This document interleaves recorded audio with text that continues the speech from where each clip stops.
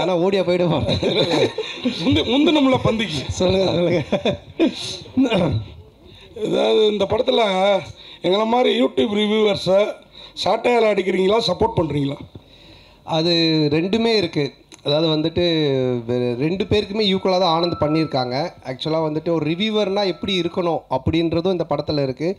அதே மாதிரி as a ஒரு ப்ரொடியூசர் டிரெக்டர்னால் அவங்க எப்படி இருக்கணும் அப்படின்றதும் இதில் இருக்குது. ரெண்டுமே இருக்குது இதில். கண்டிப்பாக ஒரு பட்சமாக இந்த படம் இருக்கவே இருக்காது. டைரக்டர் சார், கொஞ்சம் கூட மனசாட்சியே இல்லாமல் ஜோதிகா சூர்யா பாட்டை வந்து எப்படி டைரக்டர் யாஷிகா ஆனந்த் வச்சு எடுத்தீங்க? எங்கே மேடம் இருக்கீங்க? இல்லை மேம், அவங்க யார் தெரியும்ல, பத்திரிகை உலகின் நயன்தாரா. Hello ma'am. மேம், இது வந்து ஜிவிஎம் சார் ஆல்ரெடி இன்டர்வியூவில் சொல்லியிருக்காங்க. எங்கள் படத்தோட ப்ரீ ரிலீஸ் ஃபங்க்ஷன் முன்னாடி அவர் வேறு ஒரு இன்டர்வியூவில் கூட சொல்லியிருக்காங்க. ஆக்சுவலாக ரொம்ப என்ஜாய் பண்ணி பண்ணார். இது வந்து ஸ்க்ரீன் பிளேக்குள்ளே ஒரு சீக்வன்ஸ். இது ஆக்சுவலாக இது வெறும் காமெடிக்காக மட்டும் எடுக்கல. இது ஸ்க்ரீன் பிளேவாகவே இது தேவைப்படுது. ஸோ நாங்களே கொஞ்சம் ஹெசிடேட் பண்ணி தான் சார்கிட்ட கேட்டோம். பட் அவர் ரொம்ப ஸ்போர்ட்டிவாக இது பண்ணி தான் அவன் நல்லா இருக்குது இது அப்படின்னு சொல்லி பண்ணார். நீங்கள் தேட்டரில் பாருங்கள், பார்த்தீங்கன்னா உங்களுக்கு எதுக்காக பண்ணுன்றது ரிவீல் ஆகும் கண்டிப்பாக. Sir congratulations.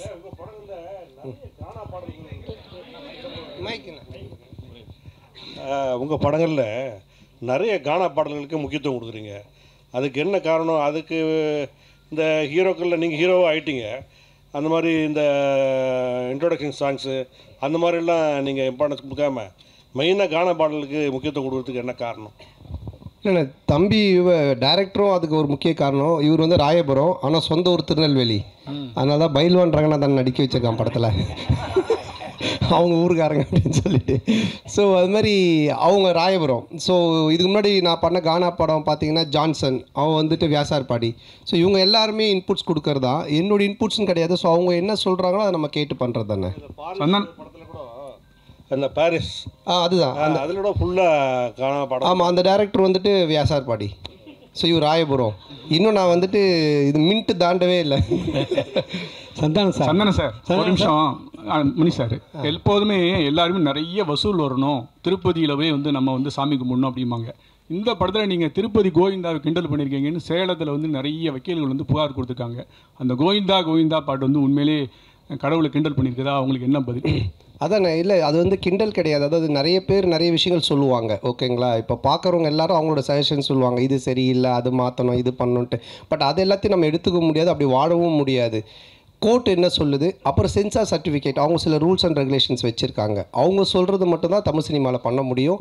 ஒரு கோர்ட்டு சொல்கிறதா நம்ம செய்ய முடியும். போகிறவங்க வரவங்க சொல்கிறதெல்லாம் நம்ம கேட்டு எதுவும் செய்ய முடியாது. ஆமாம், சென்சாரில் வந்து அவங்க பார்த்துட்டு என்ன கரெக்ஷனாக சொல்லியிருக்காங்க, அதையும் நாங்கள் பண்ணியிருக்கோம்.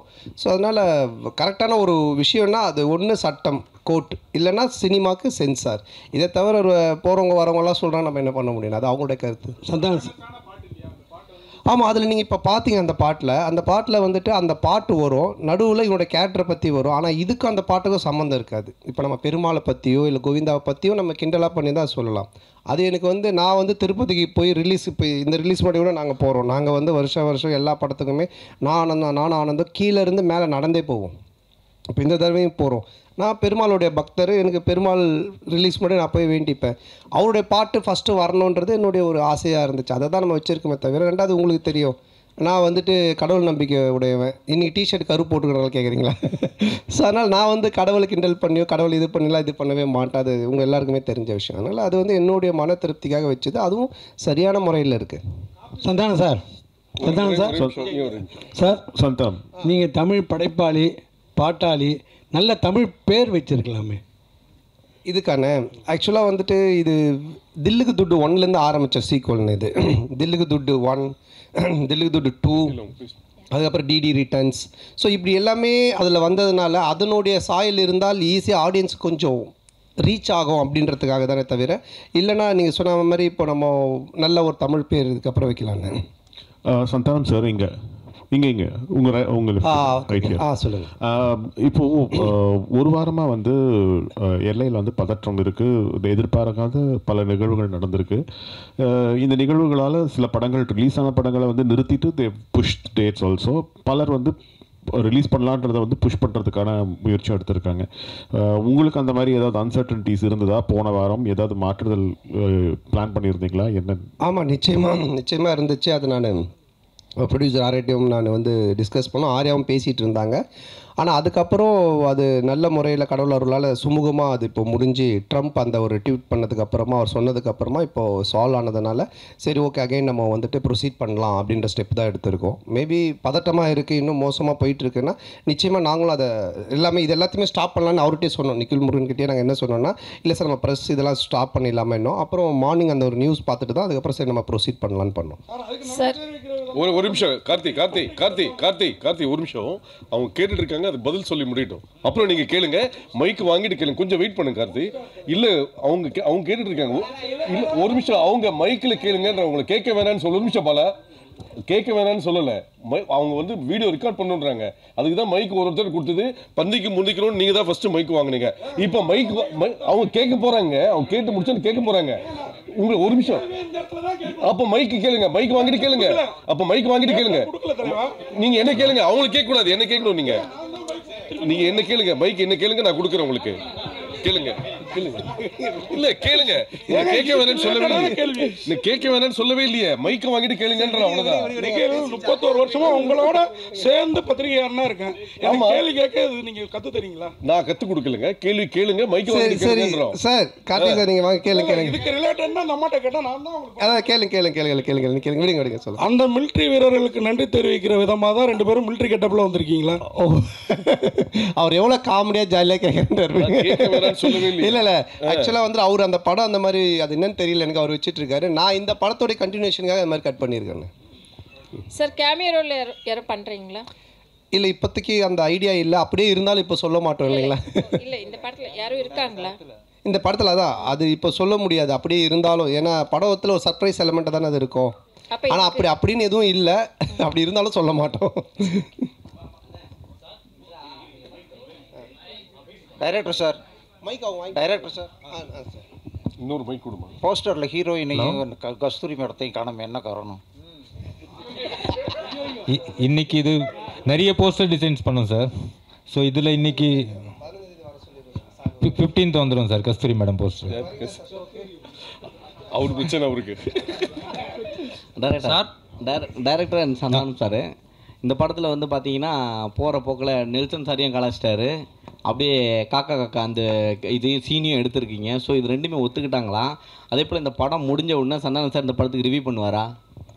கண்டிப்பாக அவரே படத்தில் ரிவ்யூ தானே. இது யாரையும் கலாச்சி பண்ணல. இது ஒரு ஃபேண்டசி வேர்ல்டுக்குள்ளே ஒரு கிங்ஸ்லியாகவே இருக்கார். ஸோ அதை சொல்கிறதுக்கு ஒரே ஒரு பாயிண்ட்டு அவர் டைரக்டர் நெல்சன் தான். ஸோ அதனால தான் அதை மாதிரி ஒரு டைலாக் பண்ணோம். இல்லை அதுலேயே சொல்லியிருப்பாரு, டேய் நீ நெல்சன் படத்தை ப்ராடக்டரா, நெல்சன் ஒரே மாதிரி கொண்டு போவாரா, நீ ஏன்டா மாத்திர அப்படின்ற மாதிரி ஒரு இதை போட்டிருப்பாரு. அதனால தான் கேட்டோம். நெல்சன் எதுவும் இது அப்ஜெக்ஷன் தெரிவிக்கலையா?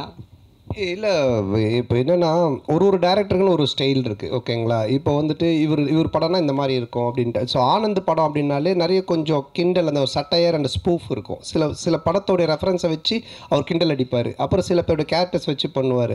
ஆனால் அது எல்லாமே ஒரு ஃப்ரெண்ட்ஷிப்பில் எல்லோரும் தெரிஞ்சவங்க, அவங்கக்கிட்ட எந்த ஒரு பாதிப்பும் வராதுன்னு தெரிகிறது மட்டும்தான் பண்ணுவோம். இல்லைன்னா அது பண்ணுறது கிடையாது சார். இப்போது நாங்கள் ஜாலியாக பேசிப்போம். ஆனால் இவர்கிட்ட பேசினா அது செட் ஆகாதுன்னா அதை நாங்கள் அவங்கள தொட மாட்டோம் சார். இப்போ நீங்கள் பார்க்கிங் காசு கோவிந்தா, டிக்கெட் காசு கோவிந்தான்னு சொல்லிட்டு ஒரு விஷயம் சொல்கிறீங்க. லேட்டஸ்ட்டாக ஒரு 2 மாதத்துக்கு முன்னாடி பார்த்தீங்கன்னா தேட்டரை விட்டு வெளியே வரும்போது பார்க்கிங் காசு வேஸ்ட்டு, பாப்கார்ன் காசு வேஸ்ட்டுன்னு சொல்லியிருக்கீங்க. எந்த படத்தை மென்ஷன் பண்ணி சொல்லியிருக்கீங்களா?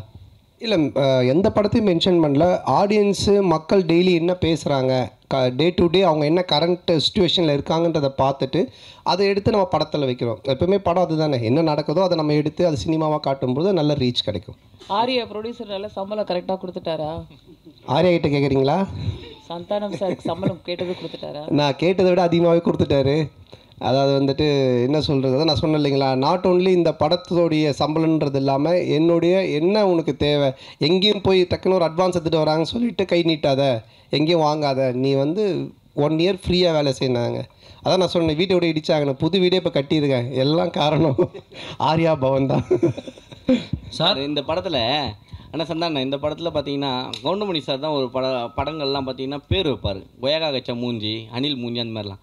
ஸோ நீங்கள் வந்து நிறைய பேருக்கு இப்போ இந்த படத்துலேயே பார்த்தீங்கன்னா கெளுத்தி, கெண்டை, குறவ மீன் அந்த மாதிரிலாம் வச்சுருக்கீங்க. ஸோ இது எப்படி உங்களுக்கு மாட்டுதா ஜிலேபி மூஞ்சிலாம் வந்து?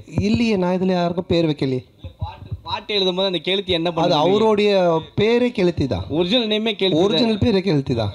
எனக்கு கெளுத்தி இல்லை, நாங்கள் வைக்கல, அவங்க ஒரிஜினல் பேரே அதுதான். சார் உங்களுக்கு சூர்யா ஜோதிகா பாட்டு எடுக்கும்போது கௌதம் மேனன் வந்து என்ன சொன்னாருன்னா அவர் படத்தையே ரீக்ரியேட் பண்ணியிருக்காரு. அதுவும் நீங்கள் தான் சொல்லணும். கிண்டல் பண்ணி நீங்கள் ரொம்ப எடுத்துக்க மாதிரி எடுத்துருக்கு. அது யாஷிகா ஆனந்த் கூட ஸ்லோ மோஷனில் கூட விட்டு அவர் ஒத்துக்கிட்டாரா இப்படி? இல்லைண்ணா, இப்போது அதான் நான் சொல்கிறேன். இப்போ நீங்கள் பார்க்குறது ஒரு ட்ரெய்லர் இந்த டீசர்லாம் என்னென்னா உங்களுக்கு படத்தை பார்க்கக்கூடிய ஒரு ஆர்வத்தை தூண்டுறதுக்காக நாங்கள் துண்டாக கட் பண்ணி வைப்போம்.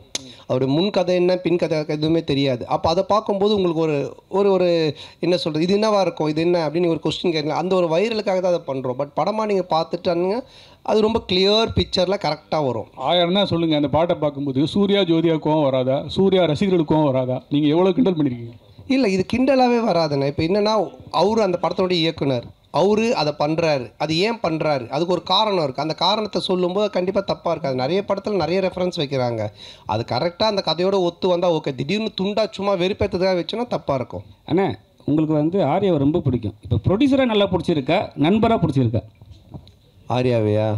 இல்லை, ரெண்டுமே தான். ஏன்னா நண்பனாக இருந்ததுனால தான் அந்த ப்ரொடியூசராக மாதிரி ரெண்டு பேருமே வந்துட்டு என்ன சொல்கிறது, ப்ரொடியூசராக இருக்கும்போது சில நேரத்தில் சண்டை வரும், நண்பனாக இருக்கும்போது சண்டை வராது. அடிக்கடி கோச்சிப்பான். அது மாதிரி வந்துட்டு இது நான் சொன்ன இது மாதிரி பண்ணவே இல்லை, இது பாரு இப்படி ஆயிடுச்சுன்னு. ஃபஸ்ட் டே ஷூட்டிங்கே கால் பண்ணி நான் வந்து உனக்கு காமெடி சூப்பர் ஸ்டார் நான் சும்மா தான் பேர் வச்சேன், நீ நிஜமாலே பண்ணிகிட்டு இருக்க அப்படின்னா. ஏன் என்னென்ன வேட்டையன் ஷூட்டிங்கில் எவ்வளோ செலவு தெரியுமா அப்படின்னா, தெரியாத மச்சான் இவ்வளோ செலவு அப்படின்னா. நம்ம ஷூட்டிங்கில் எவ்வளோ செலவு தெரியுமா, எவ்வளோன்னா அதே செலவு, அதே 200 பேர், அதே இது. நான் உனக்கு காமெடி சூப்பர் ஸ்டார் பேர் வச்சா சூப்பர் ஸ்டாருக்கு இவ்வளோ நீ செலவு பண்ணுவியா அப்படின்னு சொல்லி கோச்சிக்கிட்டான். அப்புறம் நான் சொன்னேன், இல்லை மச்சா இது மாதிரி இதெல்லாம் தேவைப்படுது அப்படின்னு. ஸோ அதுக்கப்புறமா ரொம்ப சண்டை ஆகிடுச்சேன். டக்குன்னு என்ன பண்ணுவேன்னா ஒரு 2 நாள் ஈஷாக்கு போயிடுவேன். உடனே ஃபோன் அடிப்பான், அங்கே அடிச்சுட்டு இல்லை சத்குருட்ட காசு வாங்கி கொடு அப்படின்வான். ஏய் அவுட் பேப்பராக காசு வாங்கி தர முடியும்னு, நீ அங்கே தானே போகிற, எனக்கு காசு வாங்கி கொடுத்துட்டு போ, அவர் பேர் போட்டு ப்ரொடியூசர் அப்படின்வான். சரி மச்சா வந்து. ஸோ ப்ரொடியூசர் ஆகும் போது இடி சண்டை வரும், நண்பனாக இருக்கும்போது எதுவுமே இருக்காது, ஃபுல்லாக ஜாலியாக தான். ஆமாம், கொஞ்சம் அடிக்கடி நடக்கும். சார், போன மேடையில் அவங்கள கடவுளாக பார்த்து காலில் விழுந்தாரு கூல் சுரேஷ். இந்த படத்தில் இருக்கிறாரா? காணும். இல்லை, இந்த படத்தில் இல்லை. கடவுளை கொஞ்சம் அவருக்கு தரிசனத்தை கொஞ்சம் தள்ளி வச்சிருக்கோம். அவரும் வந்து படத்தை ரிவ்யூ கொடுப்பாரு. சார் இங்கே சொல்லுங்கள். ஒரு பாட்டில் வந்து பார்த்தீங்கன்னா படம் போட்டு 1 மணி நேரம் கழித்து வர்றாங்க, ஓசி டிக்கெட்டில் வராங்கன்னு சொல்கிறீங்களா, அது யாரை சொல்கிறீங்க? இல்லை, இப்போது நிறைய பேர் வந்துட்டு பார்த்தீங்கன்னா பப்ளிக்கில் வந்துட்டு இஷ்யூ பண்ணுறாங்க, ஏதோ ஒரு டிக்கெட்ஸ் கொடுக்குறாங்க, இல்லை ஃபேன் ஷோ போடுறாங்களா, ஏதோ ஒன்று பண்ணுறாங்கன்னு வச்சுக்கோங்க. அதில் கும்பலில் சில பேர் வராங்க, வந்துட்டு அவங்கெல்லாம் சில விஷயங்கள்லாம் பேசுகிறாங்க. அது வந்துட்டு நாளைக்கு பார்த்தீங்கன்னா வைரல் ஆகுது. அது நிறைய என்ன சொல்கிறது ரிவ்யூஸ் ஷோஸில் நீங்கள் பார்த்தீங்கன்னா இருக்கும். ஸோ இப்போ இதை வந்துட்டு வைரலாக நிறைய பேர் பேசுகிறாங்க, கமெண்ட்ஸில் சொல்கிறாங்க, இவன் ஓசி டிக்கெட்டில் வந்தவன்பா, இவன் பார் லேட் அண்ட் டாச், இதெல்லாம் வந்து கமெண்ட்ஸில் வர்றது. அது எல்லாத்தையும் எடுத்து தான் அந்த லிரிக்கெல்லாம் கெளுத்தி எழுதுனது. ஸோ எழுதும்போது எனக்கு நல்லா இருந்துச்சு, நாங்கள் கேட்டோம், இதெல்லாம் லைவில் இருக்குன்னா சரி ஓகே பண்ணிட்டோம். நீங்கள் இந்த படத்தில் எப்படி ஓசி டிக்கெட் வாங்கி படம் பார்க்குறீங்களா, இல்லை தேட்டரில் போய் வாங்கி படம் பார்க்குறீங்களா? நான் கொஞ்சம் ஓசி டிக்கெட் தான், ஏன்னா ரிவ்யூ பண்ணுறோம் இல்லைங்களா. அப்போ ரிவ்யூ பண்ணும்போது எங்களுக்கு ஒரு ஷோ போடுவாங்க, அப்போ போவோம். அதனால தான் என்ன வச்சு அதை கலாச்சி பண்ணியிருக்காங்க. ஆனால் சந்தண்ணே, இந்த வருஷம் பார்த்தீங்கன்னா உங்களுக்கு அதிகமாக உங்கள் நட்பு சைடில் வந்து இழப்புகள், 2 இழப்புகள், சேஷன்னா இன்னொன்று ஆண்டனி. ஸோ இந்த படத்தில் சேஷ் இருந்தால் எப்படி இருந்திருக்கும்? ஏன்னா இப்போ இல்லை. ஸோ ஒருவேளை சேஷுக்கான ஏதாவது சீக்வன்ஸ் ஏதாவது வச்சுருந்தீங்களா? அது இல்லாமல் டிடின்ற இதுக்கு வழக்கம் போயிட்டுருக்கு. இல்லை இருக்குது, அதாவது வந்து எங்கள் டீம் எல்லாருக்குமே தான் நாங்கள் எழுதுவோம், அதில் இருந்துச்சு. ஆனால் பட்டு காலத்தின் இது அவர் இல்லை. பட் எல்லாருக்குமே எங்கள் டீமில் எல்லாருமே வச்சு தான் எழுதுவோம். அண்டா இப்போது கம்ஃபர்ட் ஜோனுன்னு ஒரு சில ஹீரோஸ் இருக்காங்க, அதே டேரக்டர் அதே டீமோட. இந்த ஹீரோஸ்க்கு வந்துன்னா உங்களோட டீம் பண்ணால் கரெக்டாக இருக்கும். இதை நீங்கள் எப்படி பார்க்குறீங்க? உங்களுக்கு இதே மாதிரி தான் ஃபஸ்ட்டு பார்ட் 1, இப்போ 2, இதுக்கு அப்புறம் 3 பண்ண போகிறேன்னு சொன்னீங்க. ஸோ இதை தாண்டி நீங்கள் சந்தானமாக ஒரு ஆக்டராக, இப்போவும் ஆக்டராக இதை தாண்டி ஒரு லெவலுக்கு வர வாய்ப்பு இருக்கா? இல்லை சார், இப்போ என்னென்னா படம் பார்த்தீங்கன்னா ஃபஸ்ட்டு மாதிரிலாம் ஒரு படம் பண்ணோம் டக்குன்னு இன்னொரு கதை அப்படின்லாம் கிடையாது. ஏன்னா இன்றைக்கி ஓப்பன் மீடியாவாக போச்சு. ஓடிடி பிளாட்ஃபார்ம் வந்தோடனே ஹாலிவுட் படத்துலேருந்து எல்லா படங்களுமே ஆடியன்ஸ் எல்லாத்தையுமே பார்க்குறாங்க. ஸோ ஒரு டைரக்டரோடு ட்ராவல் பண்ணி ஒன்று சிங்க் ஆகி ஒன்று வந்து செட் ஆகிறதுக்கு மினிமம் ஒரு 2-3 படம் ஆகுது. அதனால தான் டக்கு டக்குன்னு மாற்றி போக முடியல. ஏன்னா என்னுடைய சிங்க் அவருக்கு தெரியணும், அவருடைய சிங்க் எனக்கு தெரியணும். அதுக்காக தான் அது மாதிரி ட்ராவல் பண்ணுறமே தவிர மற்றபடி. சந்தனம் சார் இங்கே தான் திருப்பி ரைட் ஹியர். உங்களுடைய நட்பு வந்து சிம்புவோட வந்து எல்லாருக்கும் தெரிஞ்ச விஷயம். அண்ட் அவர் வந்து ஒரு ரிக்வெஸ்ட் வச்சுருக்காரு உங்ககிட்ட, நீங்கள் மறுபடியும் காமெடியனாகவும் படம் வந்து நடிக்கணும் அப்படின்ட்டு. அந்த ரிக்வெஸ்ட்டை எவ்வளோ தூரத்துக்கு நீங்கள் எடுத்துக்கிட்டு இருக்கீங்க? இனிமேல் சந்தானம் காமெடியானவும் அடிக்கடி படத்தில் பார்க்க முடியுமா? ஏன்னா உங்களுக்குன்னு ஒரு ஃபேன் பேஸ் இருக்குது, அந்த ஃபேன் பேஸ் நீங்கள் மறுபடியும் காமெடியன் ரோல்ஸும் பண்ணணும்னு எதிர்பார்க்குறாங்க. இல்லை அதுதான், இப்போ காமெடி ரோல்னால் நீங்கள் ஃபஸ்ட்டு பார்த்த சந்தானத்தை பார்க்க முடியாது நிச்சயமாக. அந்த மாதிரி ஒரு சந்தானம் இருக்காது. ஏன்னா அது இப்போவே ஆடியன்ஸு டிவியில் நிறைய ஷோஸில் நிறைய ஆதித்யா சேனல் சிரிப்பெல்லாம் பார்த்துட்டாங்க, நீங்களும் யூடியூப்பில் நிறைய பார்த்துருக்கீங்க. ஸோ புதுசாக ஒன்று பண்ணணும், அது எப்படி டிசைன் பண்ணி பண்ணணுன்றதை நானும் யோசிச்சுக்கிட்டு இருக்கேன். அண்டு எல்லா படத்துலையும் என்னால் பண்ணுவேனான்னு எனக்கு தெரியல. ஏன்னா எனக்கு ஆல்ரெடி கமிட் ஆகி ஹீரோவாக பண்ணக்கூடிய அட்வான்ஸ் கொடுத்து ஒரு 3-4 பேர் ஆல்ரெடி வெயிட்டிங்கில் இருக்காங்க. ஸோ அதுவும் நான் பண்ணணும். இப்போ அதுவே நான் ஒரு படத்தை திருப்பியும் அவங்களுக்கு ரிட்டர்ன் பண்ணிட்டு தான் எஸ்டிஆருக்காக அதை பண்ணுறேன். அவருக்கு அதை என்ன மாதிரி பண்ண முடியுன்றதை நான் இப்போ டிசைன் பண்ணிகிட்டு இருக்கோம். அதுக்கப்புறம் ஆர்யாவோட ஒரு கமிட்மெண்ட் இருக்குது. நான் வடக்குப்பட்டி ராமசாமிலே சொன்னேன் ஆர்யாவோட நான் பண்ணோம் அப்படின்ட்டு. ஸோ அந்த கமிட்மெண்ட்டும் போயிட்டுருக்கு. ஸோ அதுக்கும் பேசிகிட்டு இருந்தோம். பட் இவன் எப்போ பண்ணுவான்னு தெரியல. இவங்கிட்ட அப்படின்னா ஆர்யா கியூபுக்கே 1 week ஆச்சு தான் அனுப்புனேன் அப்படின்னு சொன்னேன். ஸோ ஆனந்தம் ஒரு லைன் ஒன்று எழுதியிருக்கான் எங்கள் 2 பேரை வச்சு. அதில் ஒரு கேரக்டர் ஒன்று பண்ணலான் இருக்கோம். ஸோ பண்ணுவேன் கண்டிப்பாக. ஆனால் நிறைய பண்ணுவேனான்னு தெரியாது, பழசை பண்ண மாட்டேன் நிச்சயமாக. ஆனால் இந்த கொஸ்டினோட தொடர்ச்சி தான் இது.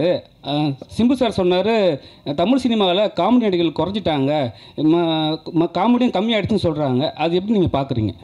அவர் சொன்னதுக்கு என்ன வந்து பார்க்குறீங்க, நான் எப்படி சொல்ல? இல்லை, ஏன்னா அவர் உங்களை வச்சு தான் சொன்னார். நீங்களாம் வந்து ஆக்டர் ஆகி போயிட்டீங்க, ஹீரோ ஆகி போயிட்டீங்க. ஸோ வந்து தமிழ் சினிமாவில் காமெடி கம்மியாகிடுச்சுன்னு சொன்னார். இல்லை, என்கிட்ட அவர் பர்சனலாக சொல்ல பப்ளிக்காக எல்லார்கிட்டையும் சொன்னார். அப்போ நீங்கள் நடிக்க வாங்கன்னு கூப்பிட்டா நான் அதுக்கு எஸ்ன்னு சொன்னேன். அதை நான் எப்படி சொல்ல முடியும்? ஆரியா சார், சார்பட்டா பயங்கர ஹிட்டு, பிளாக் பஸ்டர், செகண்டும் வரப்போகுதுன்றாங்க. அதில் நீங்கள் இருக்கீங்களா, இல்லை அடுத்த படத்துக்கு ப்ரொடியூசராக காலத்தில் இறங்க போகிறீங்களா சந்தானம் சார் வச்சு?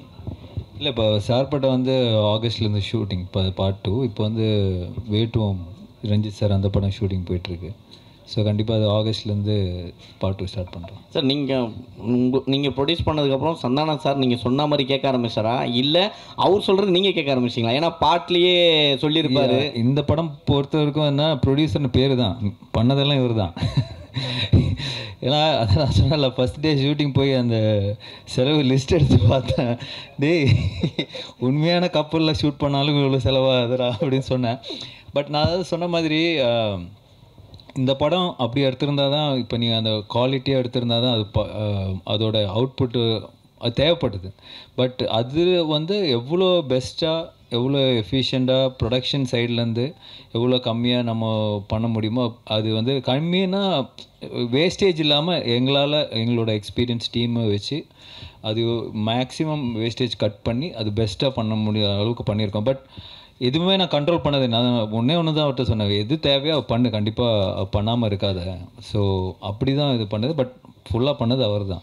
சந்தானம் சார், நீங்கள் காமெடி வெளிப்படத்தில் பண்ண மாட்டேன் அப்படின்னு நீங்கள் சிம்புவோட நட்புக்காக இப்போ காமெடி போடுறீங்க. அதுமாரி பழைய ப்ரெஸ் மீட்டில் சொன்னீங்க நான் வந்து அரசியல் பக்கமே போக மாட்டேன் அப்படின்னு.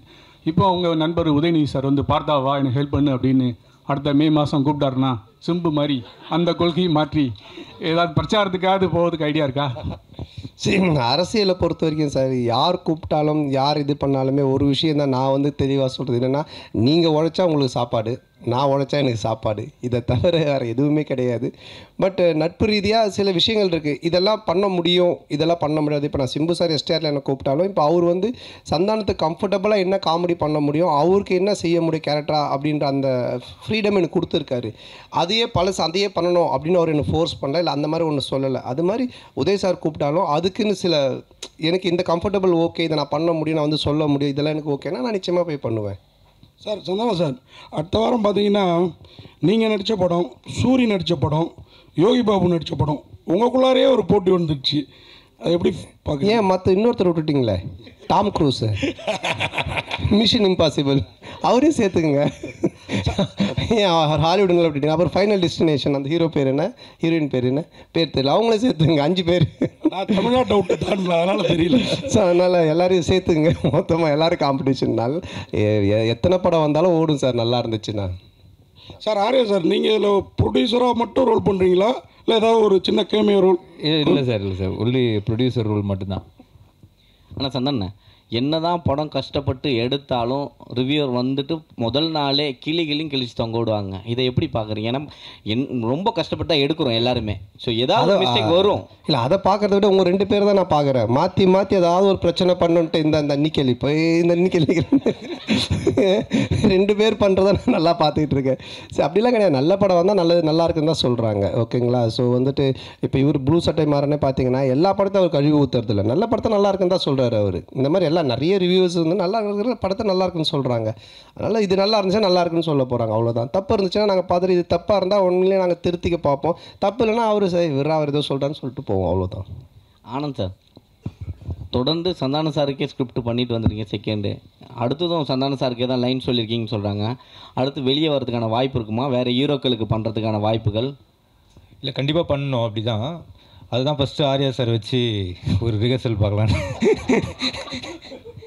இல்லை, ஆர்யா சாருக்கு சொன்னாங்க முன்னாடியே லைன் இருந்தால் சொல்லு, ரெடி பண்ணி சொல்லு அப்படின்னாங்க. ஸோ கண்டிப்பாக இது முடிஞ்சோன்னே அடுத்து சாருக்கு தான். சந்தானம் சார், இந்த படத்தில் கஸ்தூரிக்கு வந்து நீங்கள் பையனாக நடிக்கீங்க, அவங்க அம்மாவாக நடிக்காங்கன்னு ஒரே பேச்சாக இருக்குது. அது எப்படி யோசிச்சு பார்த்தீங்க? கஸ்தூரி அம்மாவா? செட்டில் நீங்கள் அம்மா அம்மா அப்படின்னு கூப்பிடும்போது அவங்க ஃபீலிங் எப்படி இருந்தது? கஸ்தூரி மேடம் சார் கேட்க சொன்னாரா? நான் கேட்டால் வந்து ஏதாவது சொல்கிறாங்க, நீ கேளு. இல்லை, அதான் நீங்கள் இது படம் பார்த்தீங்கன்னா தெரியும். ஏன்னா வந்துட்டு அவங்களுடைய என்ன சொல்கிறது, அவங்கள வந்து அம்மாவாக கூப்பிட்டு அவங்கள வந்து பண்ண வைக்கணுன்றது எங்களுடைய வந்துட்டு மோட்டிவேஷனே கிடையாது. ஏன்னா இப்போ எனக்கு ஒரு அம்மானா அவங்களுக்கு ஒரு ஏஜ் குரூப் இருக்குது, அதை கூப்பிட்டு தான் பண்ணுவோம். பட் இது ஒரு ரீசன் இருக்குது கதையில் அப்படின்றது தான் நாங்கள் எக்ஸ்பிளைன் பண்ணோம். அதை கேட்டுட்டு அவங்களுக்கு ரொம்ப பிடிச்சி போச்சு. ஸோ அதனால தான் அவங்க அதை பண்ணாங்க. நீங்கள் படம் பார்க்கும்போது நீங்கள் கண்டிப்பாக கஸ்தூரி மேடமோட ஃபேனாக தான் இருப்பீங்க. அதனால் வந்துட்டு நிச்சயமாக அவங்களுக்காக 2 தடவை பார்ப்பீங்க. டேரக்டர் சார், அது மாதிரி அன்றைக்கி சந்தானம் சார் அந்த ஆடியோ ரிலீஸில் பேசுகிறப்போ அவருக்கு புக் காமெடி இருக்குது, முட்டராஜனுக்கு எலி காமெடி இருக்குது அப்படின்னு. சந்தானம் சாருக்கு என்னெல்லாம் காமெடி இருக்குது படத்தில்?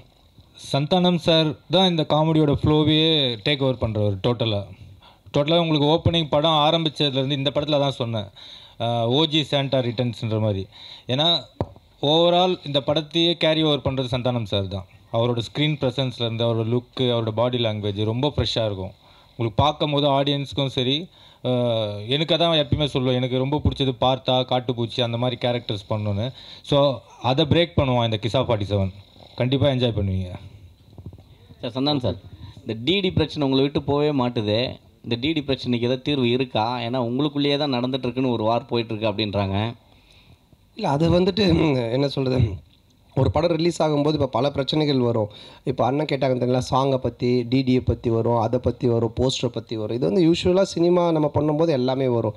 பட் ஒன்று தான், எதுவுமே சட்ட ரீதியாக கோர்ட் மூலமாக ஒரு விஷயம் ஆனால் மட்டும்தான் அது பிரச்சனை. இல்லைனா மற்றெல்லாம் சும்மா வாய் பேச்சு. இப்போ நீங்கள் கூட 10 வார்த்தை கேட்கலாம். ஏன்னா நீங்களும் பிளாக் டிஷர்ட், நானும் பிளாக் டிஷர்ட், எது என்ன மாதிரி போட்டுக்கிங்க கூட கேட்கலாம். பார்த்தீங்களா, கைட்டிட்டு வெறும் உடம்புடைய போக முடியும் நீங்கள் வீட்டுக்கு. ஸோ அந்த மாதிரி தான் அது. சட்ட ரீதியாக என்னவோ அதுக்கு பதிலாக ஆன்சர் சொல்ல முடியும். வேறு ஏதாவது கொஸ்டின்? அனைவருக்கும் நன்றி, வணக்கம். நன்றி, ரொம்ப நன்றி. படத்தை வந்து பாருங்கள், தொடர்ந்து சப்போர்ட் பண்ணியிருக்கீங்க. இந்த படத்தையும் கொஞ்சம் சப்போர்ட் ஆஃப் பண்ணிட்டீங்களா இருக்கா இதெல்லாம்? கொஞ்சம் படத்தை சப்போர்ட் பண்ணுங்கள். நன்றி, தேங்க்யூ.